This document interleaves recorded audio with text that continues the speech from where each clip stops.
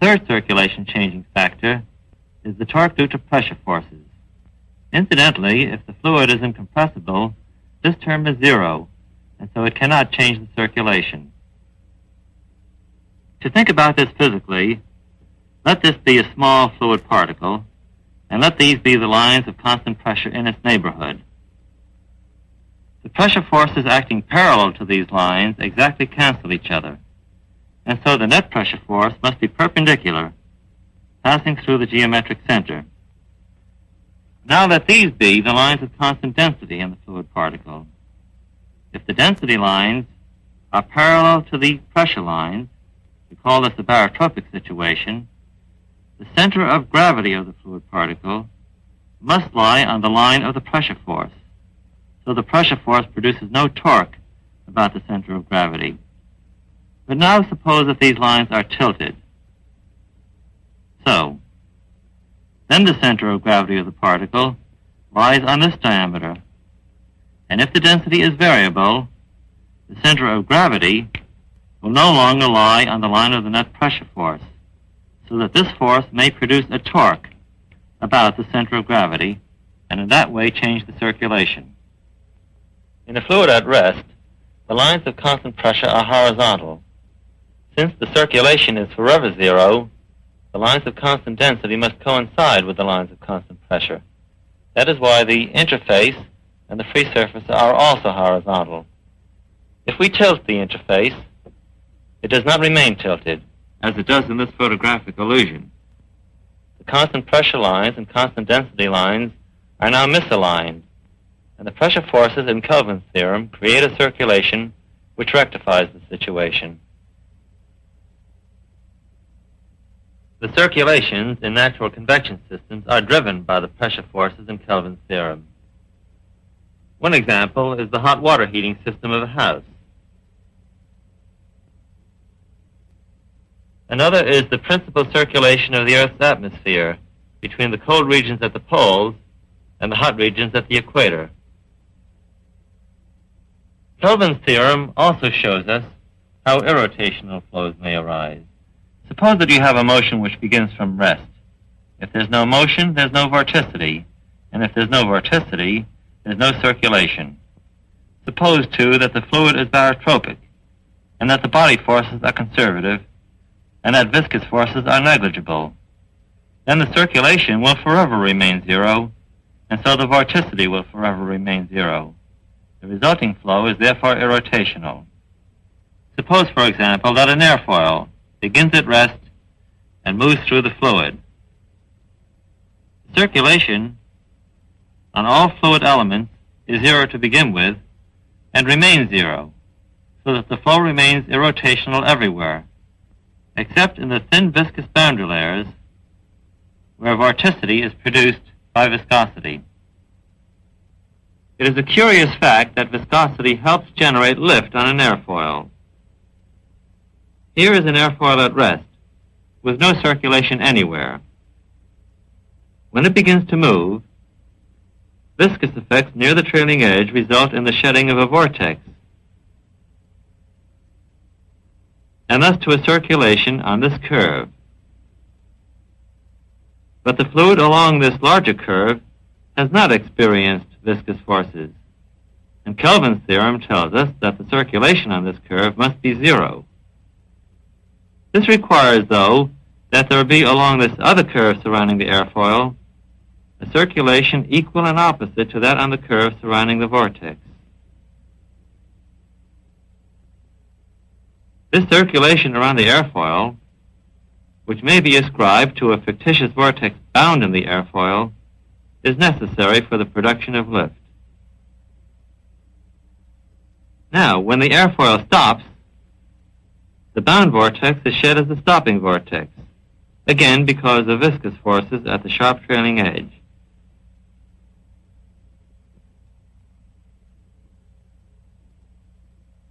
On a circuit around either vortex, viscosity has acted and circulation is present.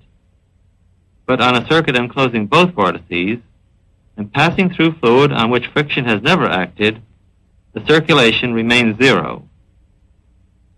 Thus, the equal and opposite vortices produce zero net flux of vorticity through the entire bounded area.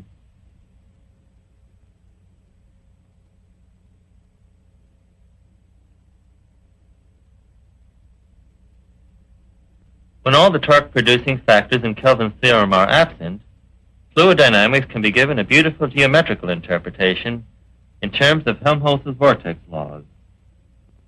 First, vortex lines never end. They formed closed loops, and the circulation is the same along the length of the loop. Second, a fluid line which at one instant of time is a vortex line will forever after remain a vortex line.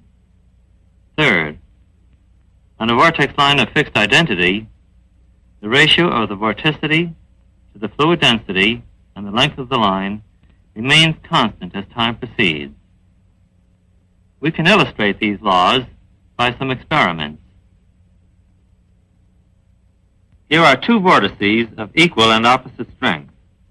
They move downwards together.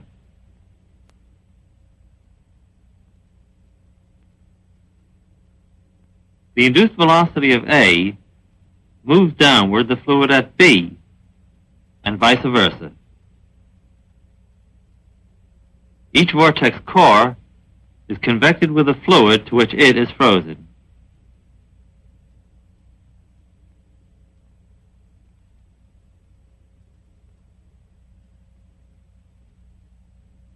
Smoke rings also illustrate the vortex laws.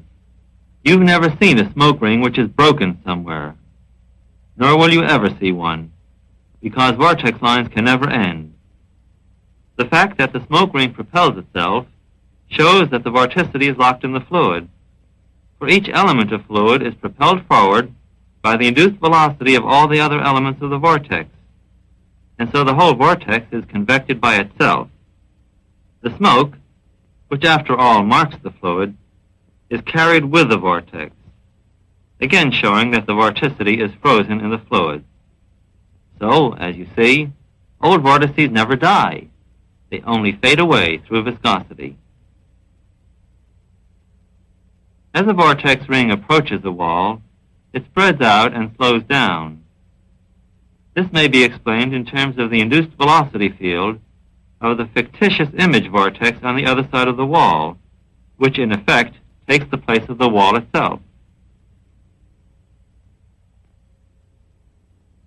This sketch shows the vortex system for a wing of finite span. The circulation that is required for producing lift is created by a vortex bound in the wing. But this bound vortex cannot simply end at the wingtips. The vortex loop is closed by trailing vortices and a starting vortex which is left at the airport. We can make the trailing vortices visible in this apparatus. The camera looks upstream at the trailing edge of the wing. Behind the wing is placed a fine wire grid on which are mounted wool tufts. These wool tufts line themselves up with the flow. The angle of attack of the wing is being increased, and the tip vortices grow in strength as the lift, the circulation, and the strength of the bound vortex also increase.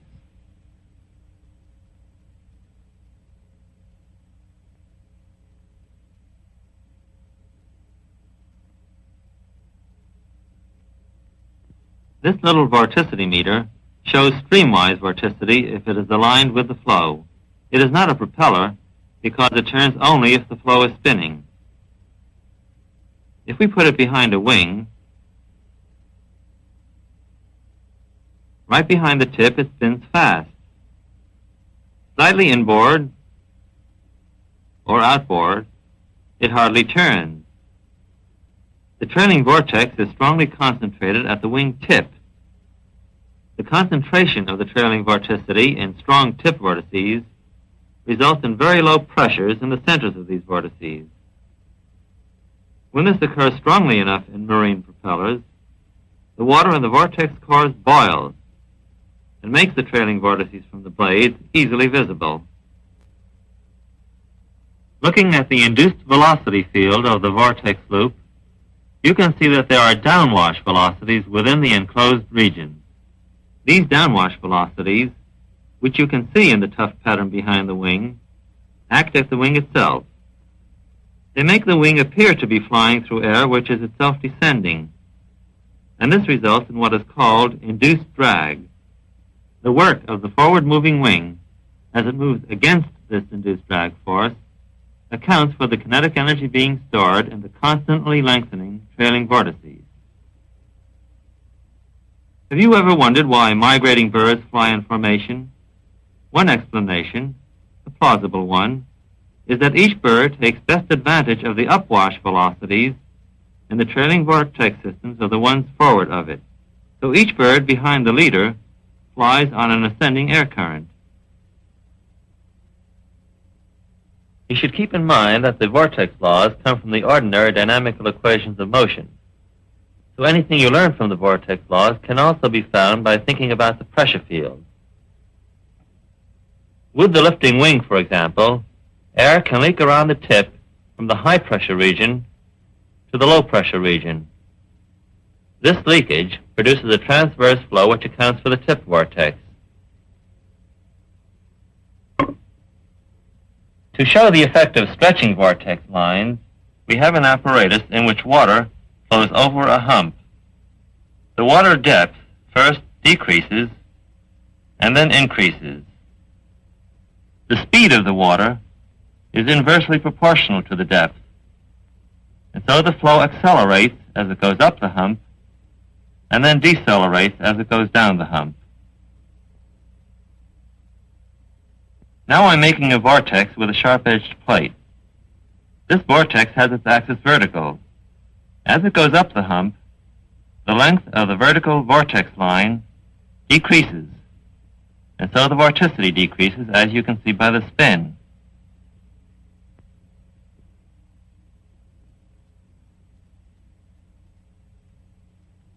When the vortex line goes down the hump, the length of the line increases, and the rate of spin also increases.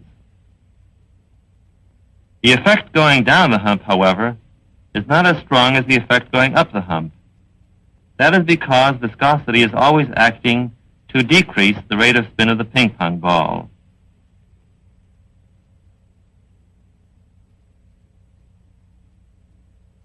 When a vertical thread of fluid moves up the hump, its length decreases, but the volume of the thread remains the same, and so its diameter must increase. This also increases the radius of gyration. To conserve the moment of momentum, the rate of spin must decrease. Now, when the vertical thread of fluid goes down the hump, it stretches and becomes thinner. Therefore, the rate of spin must now increase. A figure skater does the same thing. She speeds up by decreasing her moment of inertia. Turbulent flows are full of vorticity. The vortex lines are like tangled spaghetti. The mutually induced velocities of these vortex lines causes some of them to lengthen, and this lengthening produces a finer grained turbulence with higher velocity gradients. This makes for added viscous dissipation. Big whirls make little whirls, which feed on their velocity. Little whirls make lesser whirls, and so on to viscosity. In this open channel, water flows around a bend. Upstream, the flow is parallel to the walls of the channel. Because of the boundary layer on the bottom of the channel, the upstream flow has a horizontal component of vorticity in a direction transverse to the flow. But upstream, there is no vorticity component in the vertical direction, nor in the streamwise direction. Now I am putting in the little streamwise vorticity meter at the end of the bend. Somehow, a streamwise component of vorticity has been generated in the bend. To see why, let's look at three perpendicular fluid lines, A, B, and C, in the upstream position. If we neglect viscous forces compared with inertial forces in the bend, we may imagine the vortex lines to be frozen to these three fluid lines. Notice, though, that there is no vertical component of vorticity C nor any streamwise component of vorticity B. There is only a transverse component of vorticity A, associated with the viscous boundary layer on the floor of the channel. Now line C moves along the center stream line to position C prime, so there is no vertical component of vorticity, C prime. The vertical component of vorticity is connected with the turning of the lines A and B.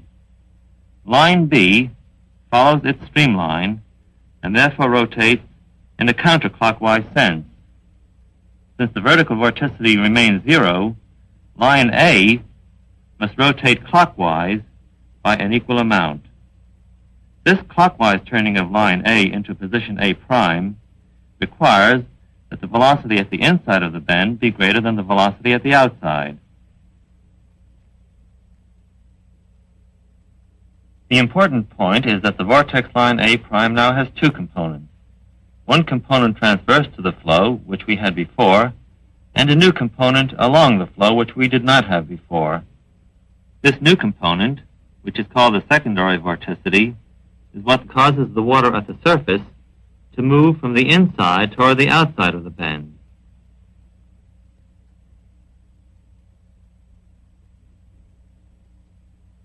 And these heavy oil droplets, which move along the floor, show that the flow on the bottom moves toward the inside of the bend.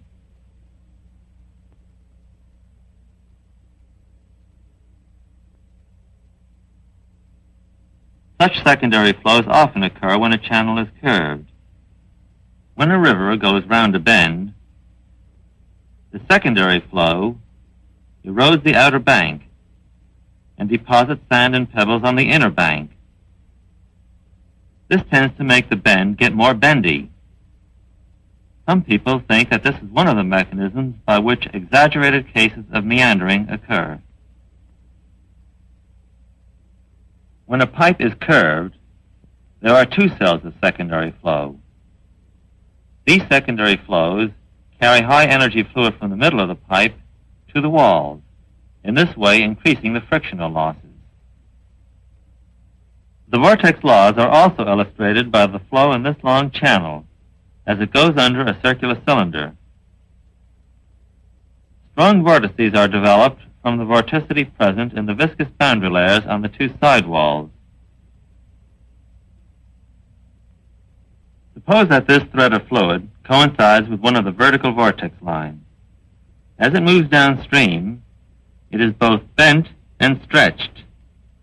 The stretching of the vortex line intensifies the vorticity and makes the vortex core visible.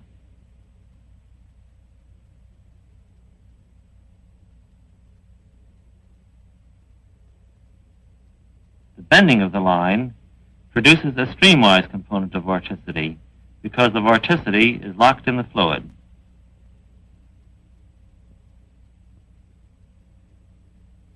I'm going to make some vertical vorticity in this jar. Now, out with the plug. See how quickly the strong vortex forms. This thread of fluid is also a vortex line. When the flow begins, the thread is enormously lengthened, and the vorticity increases proportionately. A similar mechanism underlies the formation of tornadoes.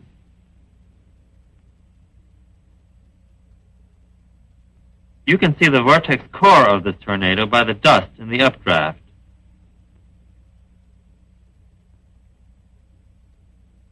Notice also the air flowing inwards and feeding the vortex.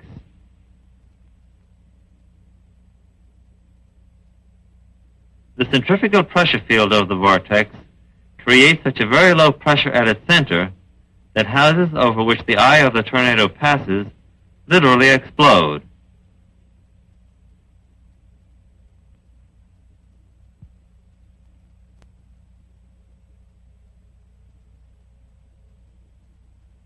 Watch the house in the lower left-hand corner.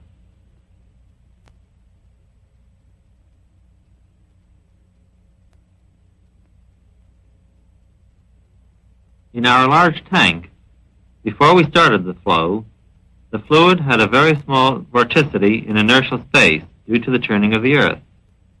When the plug was pulled, the vertical fluid thread on the axis was enormously lengthened, and the vorticity in inertial space was strengthened proportionately, finally to the point where we could see it in the reference frame of the Earth.